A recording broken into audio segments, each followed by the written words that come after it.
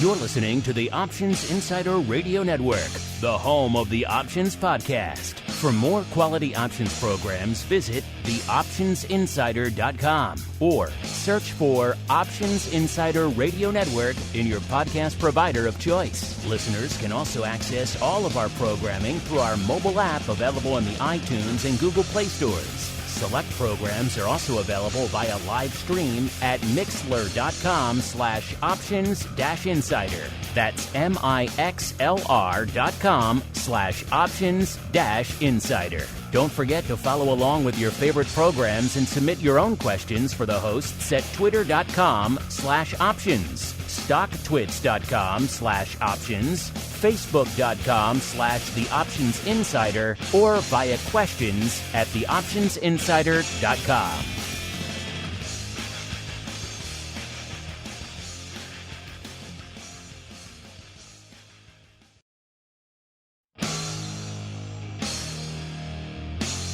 And now, it's time for the show that breaks down the options market from unusual activity alerts to market analysis, strategy overviews, listener questions, and much more. If it involves puts and calls, then our all-star panel will break it down. It's time to hit the Option Block with your host, Mark Longo from the Options Insider Media Group, and co-hosts, Uncle Mike TOSAW from St. Charles Wealth Management, along with Mark the Greasy Meatball Sebastian and Andrew the Rock Lobster GIOVINAZZI from OptionPit.com. And now, get ready to hit the Option Block. All right, everybody.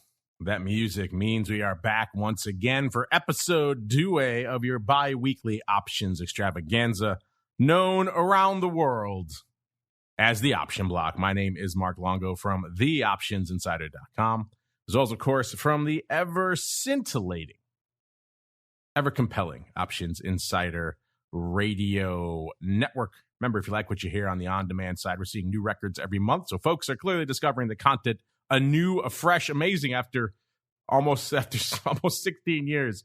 That there's still new folks to discover it, but there are. So if you like what you hear, keep rating and reviewing. Really does help all the new folks continue to discover the content. And of course, if you want to go above and beyond, you want to join us for tomorrow's double pro extravaganza, pro Q&A, and options oddities, pretty much back to back tomorrow. Man, my voice is going to be tired tomorrow, as well as, of course, live access to everything we do throughout the week. You want to get in there to win our Pro Trading Crate. Congratulations to Olivier this week, Olivia Himbach, our Pro Trading Crate winner for this week. You want to get your name in the hat to win exclusive cool stuff. Quite frankly, we've been doing this for a long time. We have amassed a mountain of awesome stuff, and we decided just to give it to you folks. So if you want to get in on that action, a lot of this stuff you literally cannot get anywhere else. It is exclusive, one of a kind. Some of these firms don't exist anymore. Some of these books or authors or whatever they are, some of them you just cannot get anymore. So exclusive stuff from the world of options. We've been knee-deep in it for a long time. Allow us to give it to you. theoptionsinsider.com/pro. Or for you cool kids, you exclusive cool kids, you want to go behind the velvet rope /secret club. Just don't share that with anybody, that URL, just for you. Now let's see who we're sharing with on the show today. First, let's go out to the dark and stormy shores of Maine, where we are joined once again by the rockingest of lobsters, Mr. Andrew Giovinazzi from OptionPit.com. Mr. Rock Lobster, what did you do? You turned the market around since the last time I talked to you. I got frustrated trying to just close stuff this morning. Thankfully, I was able to close some VIX calls, some puts, some index puts. I could not close everything. I got kind of flummoxed with my SPXU trying to get out of call spreads in there. Oh my gosh. Difficult. And I was not successful. So maybe we'll get another flush down at some point, but, so I don't know what I did to the market. It's, I think this is, anyway, we'll cover that when we get to the thing. But I don't know what I did to the market to make it do. Yeah, this. You're not usually the one to talk up the market. Usually, it's the other way.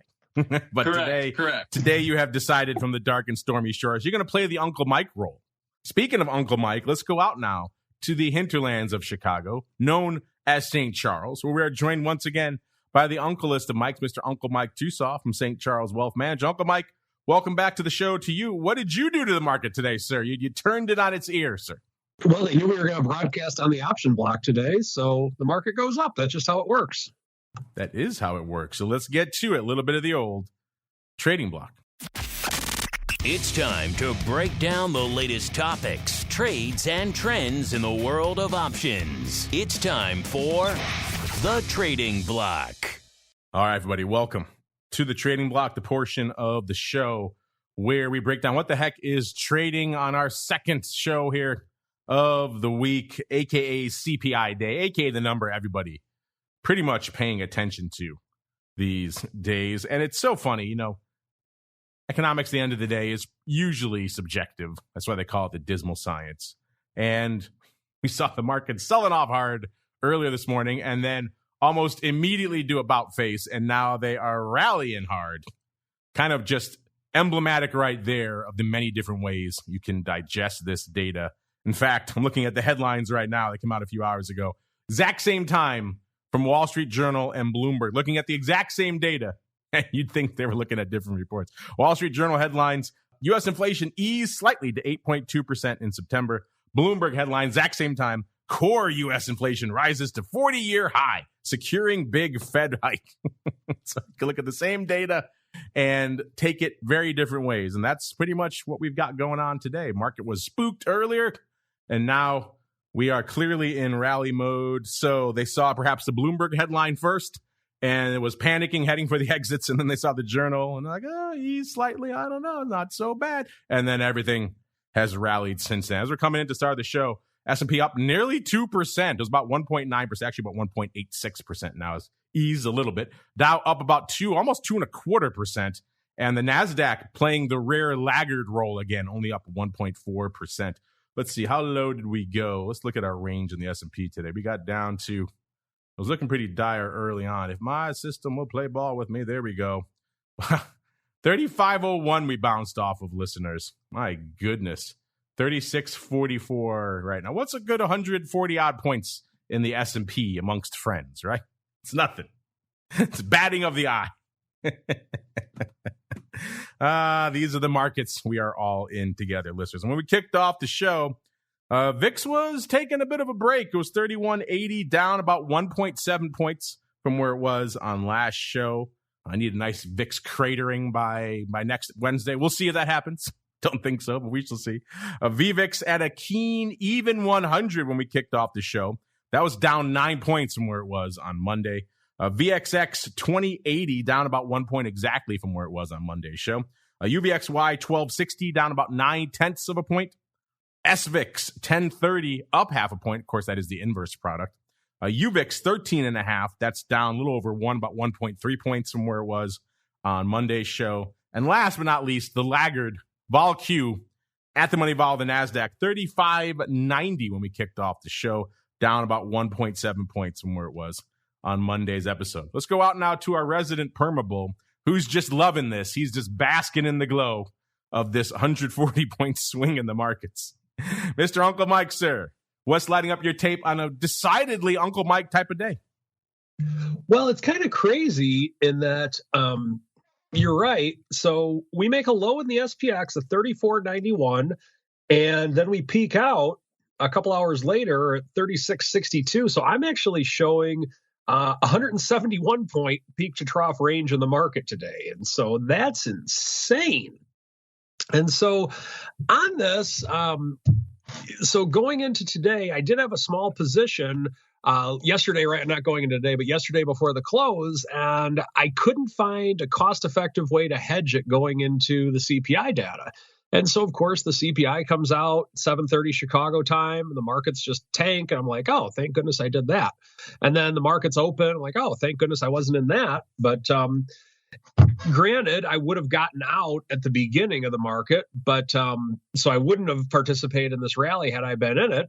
But it's kind of it's really interesting how the market does whatever the heck it wants to. I've been staring at these charts for 20 years and staring at these markets for a long time. And so, good gosh, between the three of us, I don't even want to know how many years that we've been looking at these markets. But the point is that no matter what, anything can happen.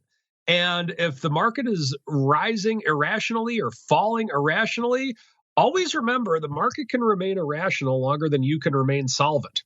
And at the open of the market today, I was really happy taking my 2-penny profit or whatever the heck it was on the week. But of course, right now, the market's rallying. Now, where do we go from here and what's happening? Well, the big talk, of course, is the Fed. And the Fed, it looks, some people are saying now the Fed funds rate might go up to 5%.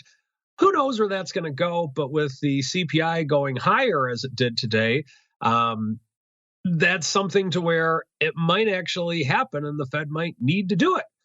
But at some stage, I think it's going to be in the near future. It's where, are you going to stop? I'm not going to stop buying toothpaste. No matter how expensive it gets, I'm not going to stop buying toothpaste. But there is going to come a point to where if I'm going to take a trip somewhere, I might not go because too much of an expense with gas, with buying food on the road. I might not do that as of yet. I'm not at that point yet, but at some point I might be, just because of the fact that I don't want to pay the high prices with which we have right now. So does that mean prices are going to be higher or lower in the next year, or has inflation peaked? That's also the hot topic right now. I don't know if I could say that it's peaked, but I think it's definitely closer to the high than it is to the low at this point. I don't see another 10% increase next year, just because of the fact that at some stage, all of that COVID money that people got is going to run out, and people are going to have to get jobs again, and people aren't going to have the availability because no one's going to be buying that expensive stuff. And what does that equal? Oh, yeah, recession. At some stage, either that's going to happen or we are going to have this soft landing, so to speak. In the meantime, though, it would not surprise me in the least for us to have these 171-point ranges on the S&P every day. So my main message today is hang in there. We had a great sell-off, and then we're having a big rally right now. For a little bit, the S&P was down over 25% year-to-date this morning. It's not anymore. And so it's going to be volatile. But like I've said before, we have a 100-plus year history of whenever the market pulls back, 100% of the time, the market comes back to make new all-time highs. Now, when are they going to make those new all-time highs? Probably not today, but they do have a 100% success rate, not including time frame, depending on how you measure success. So if you're holding your investments, things like this morning mean nothing to you, or they should mean nothing to you. If you're doing something more short-term in trading, well, you need to manage your risk accordingly, which is what we talk about on this show quite a bit. So that's what I'm seeing today, and I will turn it back to the sexiest man in options, Mark Longo. I'm glad you remember that, sir. You know, someone's got to honor the sexiness here on the show. Yeah, just looking as you were talking, I'm just scrolling through all the various headlines and the various outlets, and it is hilarious. It is both sides of every mouth and every coin talking at exactly the same time, which can kind of be expected given the fact that the market is exhibiting exactly that today. We sold off hard, somewhere around 3%, and then we're rallying 4% now. So just with massive swings intraday. With that, listeners, you can only expect VIX to drop so much and VVIX to drop so much. Look how much vol we are actually exhibiting out there right now, listeners. It's a ton. So yes, the old Chinese curse / proverb, maybe live in interesting times. We are all living through them together yet again. We hoped 2022 might be a little bit quieter year, and alas, that is not the case. Let's go out to the dark and stormy shores yet again. Mr. Rock Lobster, it's a bunch of madness out there today. What say you about it, sir? I agree with Mike that the market has rallied off the bottom every single time. I think I'm not even going to say I think. I know. Right now, I know that the equity market is basically like a heroin addict trying to get off the smack. The smack is the Fed continually enabling by all these ridiculous monetary MMT monetary policies. And everybody loved it. This was like, from what I can remember trading in, let's say, the 90s, the late 80s, 2000, and prior to the Fed being, I would say, actively involved after the great financial crisis. So is like, the fact that they're going to keep like adding the stimulus has put volatility in the upside and made upside skew much flatter, or upside calls much more expensive than I recall in the 90s, when we actually had that crazy upside due to the internet and just an actual economic growth, like new things happening instead of just monetary shenanigans. And at this point, the federal government is going to have a massive interest bill presented to it when they try to refund, which should change the fiscal policy of all of the G7 nations, because money is not free anymore. They simply they borrowed money for free for years and years and years and years. And the bond market is saying we are not interested in that anymore. We're not interested in giving you free money. Now, how are those governments going to deal with it? I don't know. I don't know, to be quite honest. It's clear, though, when the British tried it, it didn't work very well. It's like, we're going to go back to QE, or we're going to go back to some what I would call fiscal solution by spending more money. And listen, I'm all for tax cuts. It's just when you're already spending a ton of money, maybe you should start with spending less money and getting people like, hey, plenty of jobs out there, go back to work. So I am not sure how all this is shaking out, but I know that the equity markets shook from this transition. And they continue to shake. I mean, we were down 30% at one point this morning. We were 3,500 SPX, right?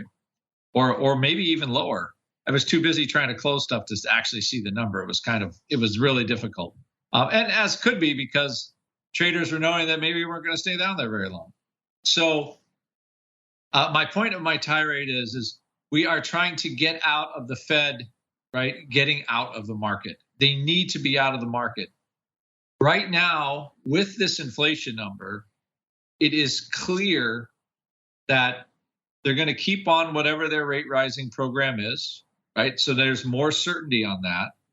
I would say the more that they try to deviate from that path, that will cause greater uncertainty and probably be worse for stocks. At this point, people are like, okay, rates are going to go higher and we're going to have to deal. The economy worked fine in 2007, 2006, and 2000 with higher rates. The problem is the central bank owns a lot of debt for much lower rates by all the accommodative policy. Again, I don't know how that's going to work out. They're just going to hold on to that maturity forever, right? And then let it roll off. So at this point, we'll see what the appetite is. And I'm sure there's going to be pretty good appetite for bonds at 4.5%, somewhere between 4% and 5% coupon, right? Because inflation will not go up forever. Most of, I think, the inflation problems are government created, either the Ukraine conflict, trying to pivot away from domestic energy production. You could name all of the stuff, right? That the vaccine mandates causing supply chain issues, helping, just exacerbating problem after problem. So those things are going to start to unwind eventually, because they don't work and they haven't worked. Look at Germany, right? They have no energy, basically. France is going to fire up 40 nuclear reactors. So I think these things will work themselves out eventually. But you need to see it. You need to see it happen. And I think the stock market likes clarity. Even if rates are going up, it's clear that they're going up and people can adjust. It's the flim-flammery that causes a lot of problems. So, and we'll just see, how all that works out. And I don't have an answer for how it's going to work out. But if that's the path, the government is going to be stuck trying to borrow a lot of money at a high interest rate, which means de facto they're going to have to change the way they spend. And I think, market participants see that as a positive. I think we're at the point where the government has gotten big enough in the economy that no matter how much they spend, they can't fix anything. That's where we are. So we're at a transition. At least that's where the equity market looks. And we'll see, we'll see what happens. And to be honest, like you guys said, we live in interesting times. We'll see if the government rolls with it or doesn't roll with it. So that's where we are. Mr. Rocklaps, I do have some good news for you. There's only one stock that is not up today. Guess which one it is? I know it's Oatly. I was looking at those puts. Oatly is still the biggest piece of crap out there. It's off a penny. It is the biggest dog with fleas ever. Good time. That's a good time to be short some puts. Get long some more, baby. Let's do it. Let's all just do it. Let's dive in to the madness of the delicious, delicious Oatly. Stock's garbage, product pretty darn delicious. So there you go, listeners. No love for the Oatly. What there is love for today, though, listeners, probably not surprising given the just mad level of the whipsaw out there today, is there is some love for VIX options paper. In fact, it's added another 100,000 contracts just in the last few minutes. It was 596 when the Rock Lobster started talking. It is 701 now. That's some paper. You haven't seen VIX hit these levels. Hit a 1 million not too long ago. And outside of that, it's been a while since we've really flirted with these levels by this time of day. It do seem like we're on track for a 1M handle day, listeners out there. The ADV 607, so back north of 600,000 listeners. It was below 400,000 not that long ago, about a month and change ago. So the worm has turned out there, at least from a VIX perspective. And if we keep doing this in the market, listeners, kind of hard to blame them. Let's see if SPY has added a whole bunch more paper as well. It was at 7.91 million contracts. A little bit quieter, 8.09. They've only added, about 200,000 contracts since we started talking out there. So intriguing stuff. 8.09 million for SPY. That puts it almost at the ADV. The ADV is 8.85 million. So, yeah, they're probably going to hit that today. The S, my goodness, 2.43 million contracts out there. We had someone writing in recently asking about the historical volume highs for the S, and I'm trying to see where we are. I'll have to dig into a little bit while we're talking right now. My goodness. We hit 3.83 million on September 23rd. That would be the high, listeners. So we're not quite there yet. But we are on the road. If you want to know what the low was, it was October 28th of last year. So we're coming up on the 1 year anniversary of the volume, the near-term volume low in the SPX out there. So intriguing stuff. 2.43 million right now. The ADV, 2.87 million. Man, 3.83 million. That is nothing to sneeze at in the S. Small caps, IWM, 910,000 contracts already. That's pretty much already at the ADV of 980,000. Man, small caps are banging away out there. Let's see what our friend IWM is up to. It is up 2.14% right now. Man, small caps are swinging, doing a lot of living out there. If you want a deeper dive into small caps, including all things RUT and the options and the vol and everything, stay tuned for TWIFO coming up in a little over an hour for all you pro folks. And for all you on-demand folks, just wait till it hits the network, then hit next on your device of choice. And the Qs, 2.82 million. The ADV, 2.85. Man, this is the closest we've seen the S and the Qs in quite some time out there. Interesting times we are all living in collective. Let's go out to the micro. We talked macros, talk micro now. Let's see what single names are lighting it up out there today. Spoiler alert, Oatly is not one of them. We got the Flicks coming in at number 10. Haven't seen them in a while. 237,000 contracts, by the way. That's what it costs you to break into the top 10. So on a crazy whipsaw-y day, it's actually pretty impressive. You can see days like this when everything is whipsawing so crazy that maybe the micro numbers are a little bit lower, but not today. 237,000, that's respectable for a day like today. Netflix, by the way, up 7.25 or 3.3%, trading right around 228 and change right now. Then we jump up again. Number 9, we're already at 332,000 contracts. So it's a beefy day, listeners. It's thick out there. Not a thin market at all today. Very thick. We got Ford up a quarter, 11.78, shrugging off those recent lows. It hit out there about, 11.20 and change recently. Yeah, 11.24, so up pretty much exactly 50 cents from the lows out there. I think that was just yesterday. Yes, it was. No, that was this morning. I hit that low this morning. Yes, so they're up 50 cents from that. 332,000 contracts. Number 8 here. Back to the memes, listeners. Back to the memes. Haven't seen this one in the top 10 for a little while. AMC, the apes, on the rampage today. Up 20 cents, about 3.5%. They're a little bit north of $6, $6.06 right now. That's good for 357,000 contracts. Let's see, how low did it get today? 547 and the high of 628. So not bad. Not bad. About almost 80 cent range on the day out there. So intriguing stuff for AMC. Are you back in the ape camp, listeners? Are you loving up some apes? Let's see, how low did it get? It's like that low was today as well. 547 was the low today. So intriguing. Number 7, the Rock Lobster's favorite name when he's not talking about, EWZ or Vale. He's talking about Softy, 378,000 contracts. Actually, he hasn't talked about Softy in a while. Maybe he's washed his hands of it. It's up a whopping 9 handles or 4.4% today, trading close to 235 right now. The low for the day was 219. Man, interesting. That also, ironically, their 52-week low. I think we want to see that for a lot of the names today, listeners. Where we got here? Number 6. Number 6, we're going out to Meta Platforms, formerly known as Facebook. Did you see their new Meta Quest, $1,500 for their VR headset? That's the world we live in, listeners. $130.70, up 3.2%. Their low came this morning, $122.53. A lot of names putting in new lows this morning. Wow.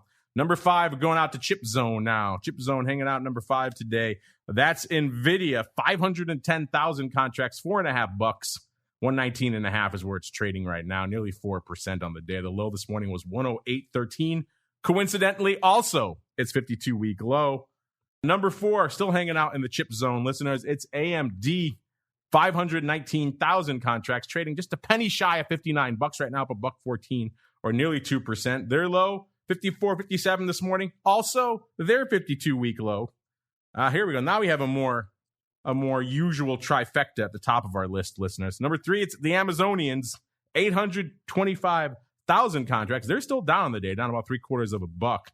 Their low was 105.34. So there, we mentioned before, they're still not really within that close of a range of their 52-week low. That was 101.25. They're 112.13 right now. They did get within spitting distance of it this morning, though, 105 and about a third.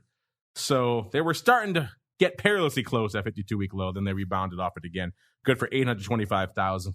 Let's see what's going on with the big dog. Where there goes Apple, there goes the market. Apple, by the way, good for 1.25 million contracts right now. So that's some usual Apple paper that we're used to seeing again. It's up about $3.50 or 2.5%, trading right around 141.80 right now. Let's see the low, 134.37.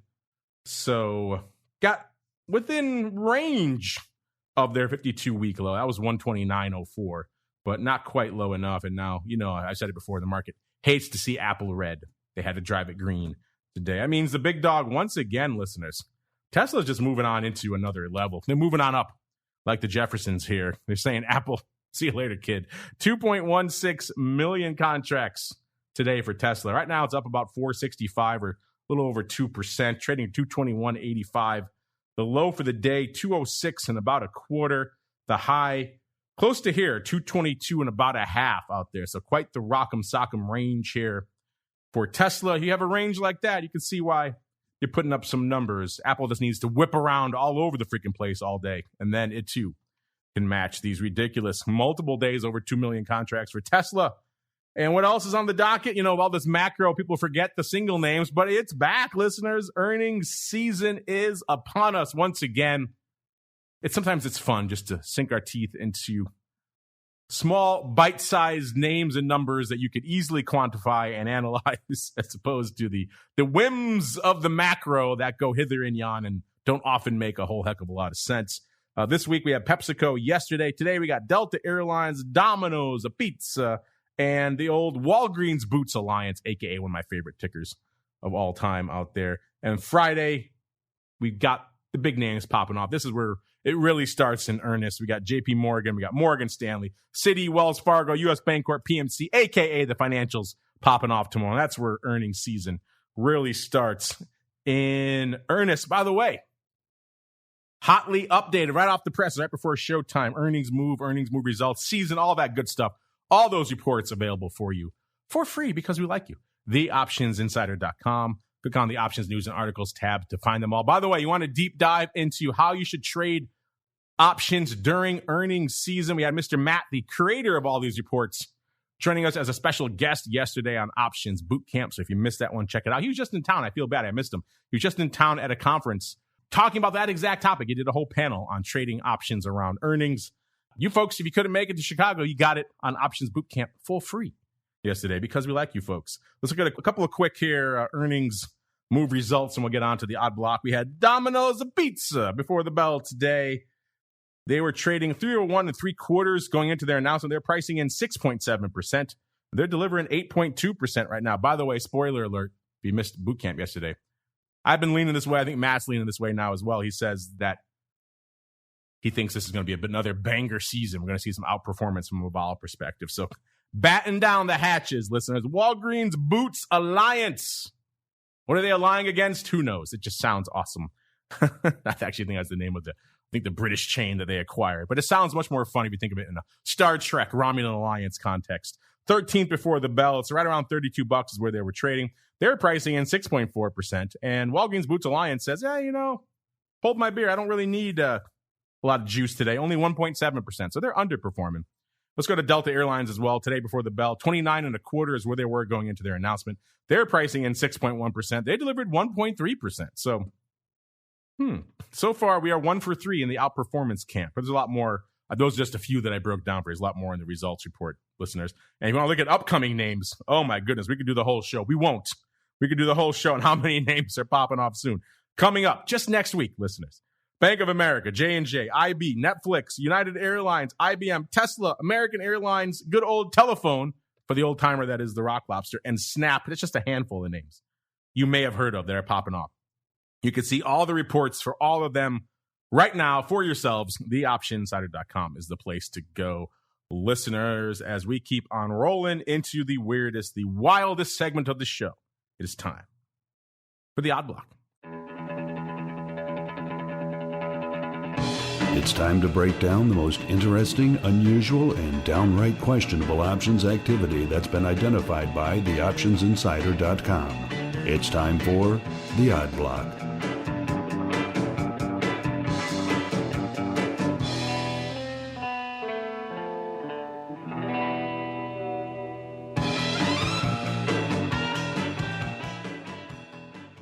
All right, everybody, welcome to the Odd Block, the portion of the show where things get weird, things get wild. This is one of those days, listeners. Things are whipsawing so much. Everything is so macro-focused. Not a lot of silly little activity to sink our teeth into today. In fact, I'm going to re-rack it while we're talking right now.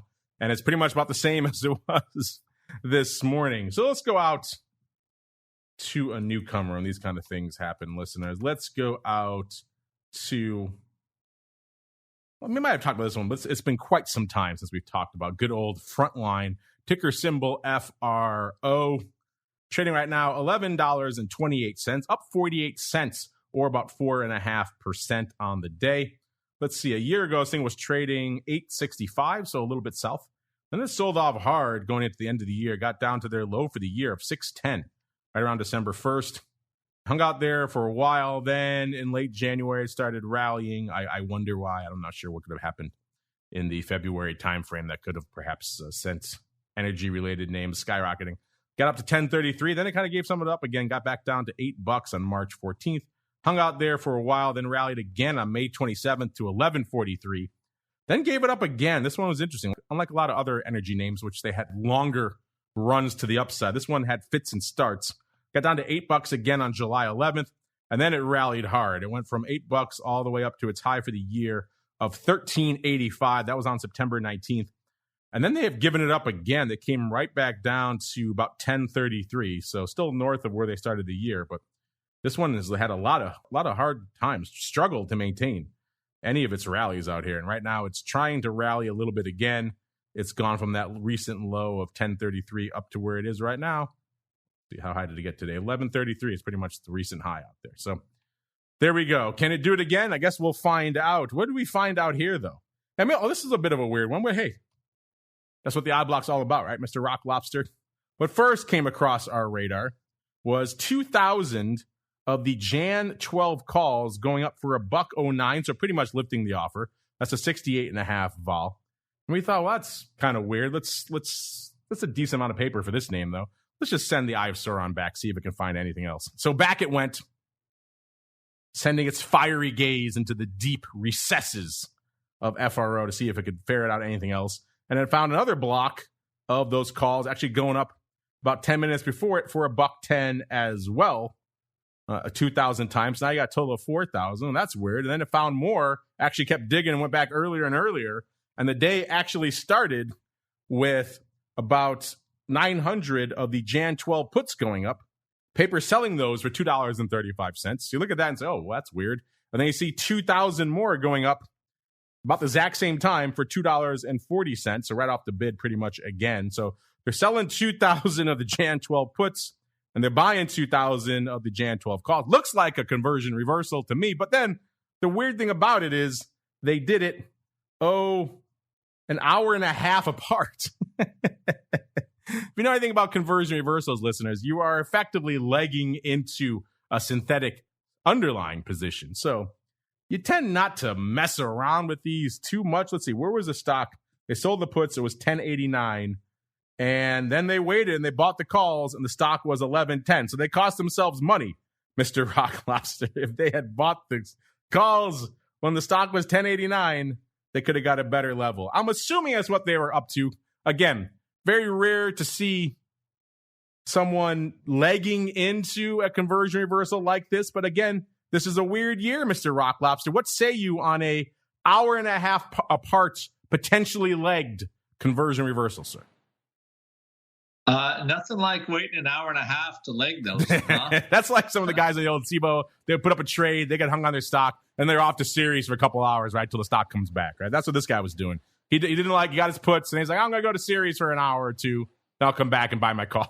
I have to say, I just like this stock is just fro. You know? Froyo, baby. Just fro. What are you trading? I'm trading some fro today. You know? What is also interesting is that it's not like I'm seeing 4,000 calls and 6,000 puts. It's a little funky. Yeah, the ratio is funky too. They did more. You're right. Wow. I would just say this is kind of a head scratcher. Like, so they bought calls and sold, and looks like I guess they hit the bid and then they're offered on the puts. So do they want to just be long? Did they come up with some kind of cool way to get long, they thought? You know? That's the hot new trend, ratio conversion. I'm not sure if you heard of that. You do them ratio. Well, I mean, this is it's an international shipping, seaborne transportation of crude and oil products. So you would think if there was ever a time where these ocean-going vessels would be bringing precious crude to the thirsty Europeans, it would be right now. So I think somebody's just maybe they think they invented some cool trade. I don't quite know. Like, well, you know, we sell those puts at 2.5, and the stock goes up, and they go out worthless. And then and we're going to get these 10 calls for $1.50. It's like free. You know, I think that's. I hate to say it, but I think that's what they thought. And by the way, if the stock goes to 12, it's going to work great. So, and it was a $14 stock. So I'm just trying to go over the conversation between the customer and the broker. Like, oh yeah, it'll be great. Cause I've had students that have done that where they sell, okay. They think the stock is going way up. So they sell a put that's $6 in the money. Right. And then they take the money and they buy calls with it. And And I've also seen it when the trade actually works, right? Where the puts are like near worthless and the calls are up like $5 and they don't sell the call. What are you doing with these students? You got to smack them around a bit. Say, hey. No. You try to tell them, like, okay, this is a great time. No, man, this thing could double. Okay. Like to each his own. And listen, I had troubles trying to close. I would not, sell. I would not. There was no bid to hit. Basically, that was the problem, or I would have, right? I just should have pushed the order in anyway, even though I couldn't really see a bid. I would have maybe got my limit, probably, possibly. It was not really trading, but it's one of those things where I could see how this would work. I've seen people do this. And that's why it brought this memory back to me. Painful memories. It's like your personal Vietnam coming back to you. Thankfully, they did close the puts, because there's nothing like seeing a put that you sell for $7 or $8. But I can totally see that conversation happening. Go to like a quarter, and then thankfully it closed them because they took that money off the table. And then watch the put go right back to $6. We've seen that a few times on the odd block. Worked forever. So I have to say, I have seen that. I witnessed. You can only, you can tell somebody that isn't a hugely aggressive upside move. And if you get the move, it's going to work out great. And, when you trade options and you get the move, you should be satisfied, right? But anyway, that's that it did bring back a little flashback. I think I could totally see that conversation happening. This guy says to the broker, I sold those puts for how much? Excuse me, how much? Got the hiccups here. How much? I could buy 2 of the calls, right? And that's probably how that conversation went down. Probably, yes. He had an hour. He had an hour between trades. He had an hour just to work himself into a lather and say, I could buy 2 of these. Why don't I buy 2 of these? And so, it's interesting, though, that it's an oil shipping name. It does look pretty. From the way the paper's trading, it kind of looks bullish. They had to work that sale down, and the 12 puts right now are $2, and the calls are 115, 120. So the option block early success indicator is all signs go in this group. This is my new trade of the year here: ratio conversion reversal. I love it. There's a reason why no one's doing them. This guy's creating his own new trade. Now, let's go on out. Again, it's kind of a quiet, excuse me, man, hiccups hit me today, listeners. Going out to another name we haven't talked about, I don't know if ever on the show. Not exactly the hottest of names. Wow. What was in that water I just drank? But not exactly the hottest of names. But if you've hired a freelancer anytime in the last decade or so, you are familiar with this. Wow. This is Upwork, formerly known as Elance. I like the Elance name a little better. Upwork, not my favorite name, but if you go out there to hire pretty much anyone for anything these days, then Upwork is the place you're going to. Trading $12.96. Rough year for them. They're off 77%. On the year. A year ago, they're trading $56.60. They got to their high for the year shortly thereafter. October 25th, they got to 61.90. Man, my goodness. And then that was all she wrote. It pretty much straight down from there. By March, they were already trading $18. So they clobbered this thing in just the span of a few months. And ever since March, it's been kind of gently drifting down the remaining $6 down to where it is right now, right around $13. Let's see, the low was $12.21, which ironically, came in this morning. $12.21. And what do we find going up in Upwork? This name that does 500 contracts a day. Today, someone put up 1066. Interesting year. Invasion of England, Norman conquest year. So all sorts of, fun stuff. They bought the Jan 12 half puts. So the stock hit its low of 12.21. I'm guessing somebody freaked the heck out. Bought the 12 half puts for $1.75, lifting the offer when the stock was actually not that far from where it is right now, $12.87. It's only a dime lower. And that's a 76 vol. excuse me, man, there are earnings on October 26th. So coming up in a couple of weeks here. This obviously going to have a few cycles between now and Jan expiration. Let's see here. So yeah, $1.75, 12.5 puts. Mr. Rock Lobster, they're expecting this freelancer market to fall out of bed between now and Jan expiration, sir. What say you? While I go scare myself out of the hiccups. Yes, you're going to drink. You need to stand on your head and drink water. And then you have to post pictures of it on Twitter that you did that. Oh, I love my chat. They're trying to scare me. They're typing boo. Didn't work, option guy, but nice try anyway. Yes. Yeah. Thank you for the effort. What a caring bunch we have. Upwork, huh? Well, there's WeWork, Upwork. It's all a bit of a smoke show there, right? So let's see here. Let's see here. Just canceling some orders. I'm tired of people leaning on my orders. Let's see here. Oh, man, I forgot that Jan 2023 is right around the corner. Maybe they thought this was WeWork and they want to short it. Don't make me laugh. You're making me hiccup more now. Yeah, a work marketplace that connects businesses with independent talent, whatever the heck that means. Freelancers, it's like a Tinder for people at work. You go hire freelancers on it. Yeah, it's pretty whatever kind you want. I'm just gonna say, wow, it has a lot of cash per share. It's got actual revenue. I don't know. Interesting one. Oh, I can see your antennae picking up. Rock Lobster's liking this. Cash on hand, low stock price. They're singing your song. I would say I don't know if this would be the best candidate. Maybe they think that market's drying up for an aggressive put like this. I have to say, I mean, they must be looking for some kind of big earnings surprise on the 26th, or hedging some stock. I mean, the stock was 25, so I mean they're buying the put at the dead bottom. You got a classic kind of doji candle pattern here.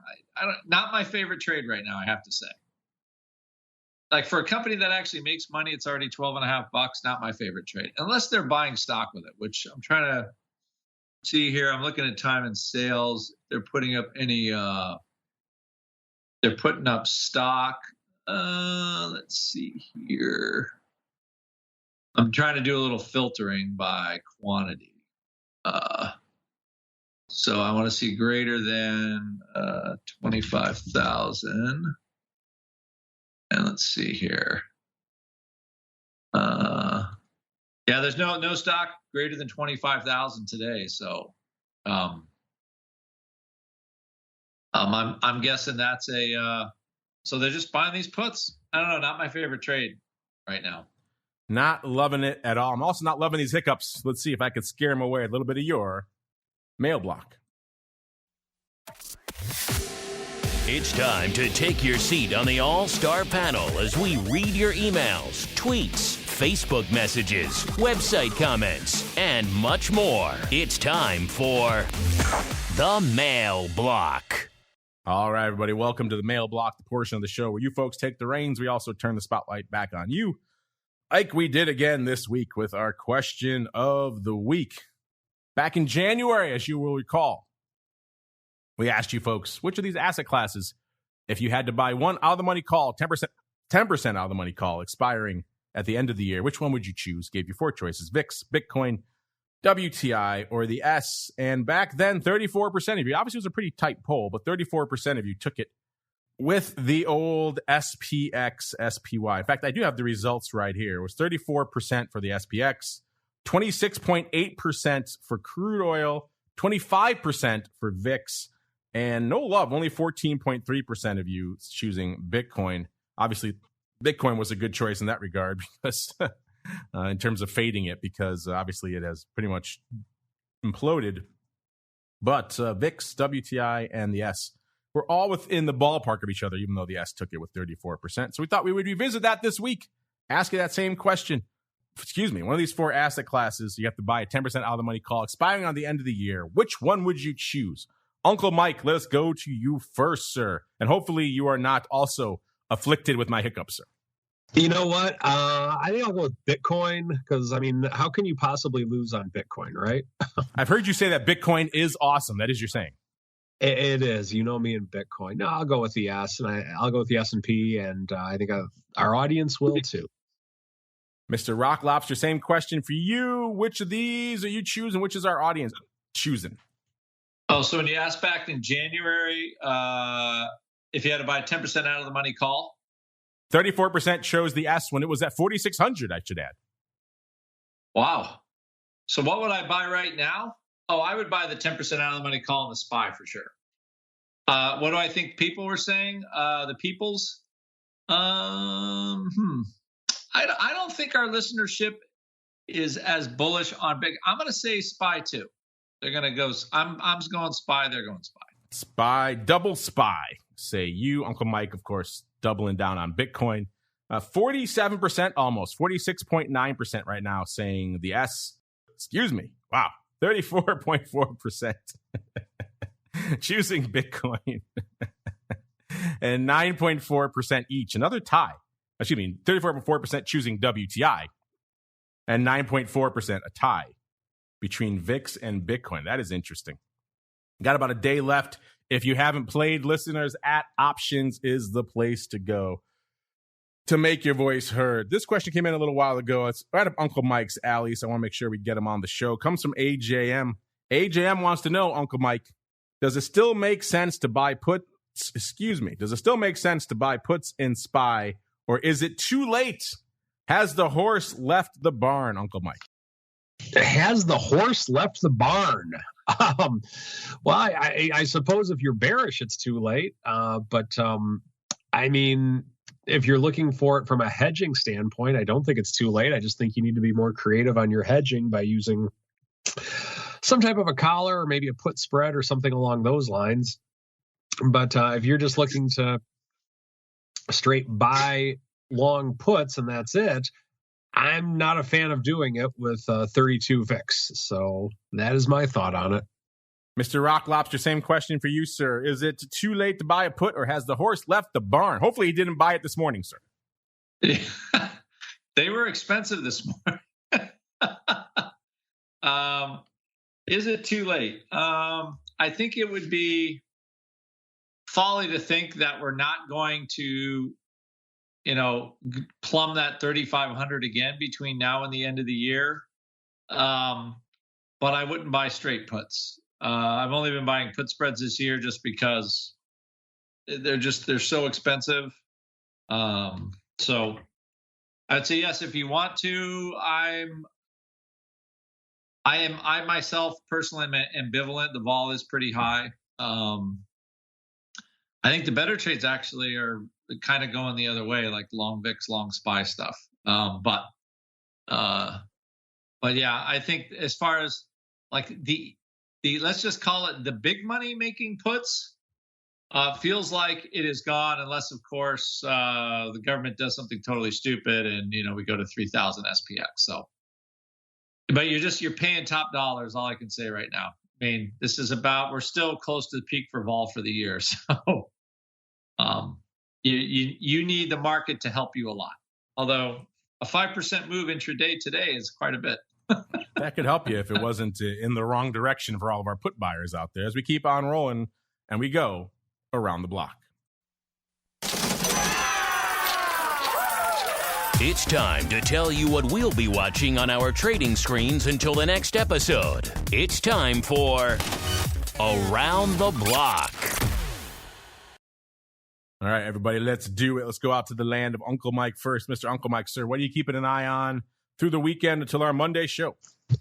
Well, I want to see if we can continue with this rally. 2% it seems like a lot because we haven't really gone up this much, and it feels like we never have. But seeing if we can continue with this rally, then watching the earnings coming out tomorrow in the financial space, and those are the things with which I'm watching right now. Mr. Rock Lobster, same question for you, sir. What are you keeping an eye on until our Monday episode? Well, I'm keeping an eye on this VIX, and I'm keeping an eye on these daily ranges. And I'm keeping an eye on the semiconductors. I just noted to, some people or my folks in the, in option pit that SOXL, that 3 times bear, 3 times bull was an $80 name. And I know it's 3 times and it has all those issues with day-to-day marking and stuff, but it traded $6 this morning. So I'm not going to say it's the bottom of the semis, but I did nibble. I bought a little Taiwan Semiconductor today. I don't know. I think the prices don't look too bad here, even stuff like AMD. So I'd say that's worth looking at and see. I know the Biden administration just I guess they're embargoing now some chips or something. So that sent semis to a new low level. So, again, at some point, stocks get cheap enough where you want to buy them. So I think the semis are definitely interesting. They are an interesting look down here. Almost as interesting, dare I say it, as Oatly. You want more of that Oatly goodness? Tune in to all the fun we get into over there on Oddities tomorrow. That music means we are done with the fun, at least for this show, at least for today. Don't worry, all our pro folks hangouts. You can keep scaring me. I feel a little better now. Maybe those hiccups finally starting to go away. Keep it up, though. I'll need it for TWIFO. TWIFO coming up in about half an hour. You folks on the pro get it instantly, of course. All you on-demand folks when it hits the network later today. Let's go around the horn, listeners. Let's go back to the Uncle List of Mikes. Mr. Uncle Mike, sir. If folks want to enjoy all your various offerings, where should they go? What should they do? Follow me on Twitter at Mike TOSAW, TOSAW. I put out a lot of content. And then if you wanted to speak to me directly, check out my website and contact me that way, stcharleswealth.com. There you go. And Mr. Rock Lobster, sir, if folks want to get the edge in all things VIX or talk about this semi-index, where should they go? What should they do? Yeah, go to 888-TRADE-01, ask for Ted or other Andrew, and they will be happy to set you up with one of our many option pit services to learn how to trade up. I see the Oatly folks taking advantage of you on the put front, sir. I'm sorry to hear that. We'll discuss all that fun tomorrow on Options Oddities. Like I said, don't worry. TWIFO, still got them, listeners. TWIFO coming up after this show for all you pro folks. On demand a little bit later for the on demand folks. You want to join the fun, you want to get the giveaways, you want to get the exclusive content, including our double pro content, tomorrow, as well as, of course, live access to this and everything else we do. TheOptionsInsider.com/pro. Otherwise, see you back here on Monday for the Option Block. Have a great weekend and stay safe out there. You're listening to the Options Insider Radio Network, the home of the Options Podcast. For more quality options programs, visit theoptionsinsider.com or search for Options Insider Radio Network in your podcast provider of choice. Listeners can also access all of our programming through our mobile app available in the iTunes and Google Play stores. Select programs are also available via live stream at mixlr.com/options-insider. That's mixlr.com/options-insider. Don't forget to follow along with your favorite programs and submit your own questions for the hosts at twitter.com/options, stocktwits.com/options, facebook.com/theoptionsinsider, or via questions at theoptionsinsider.com.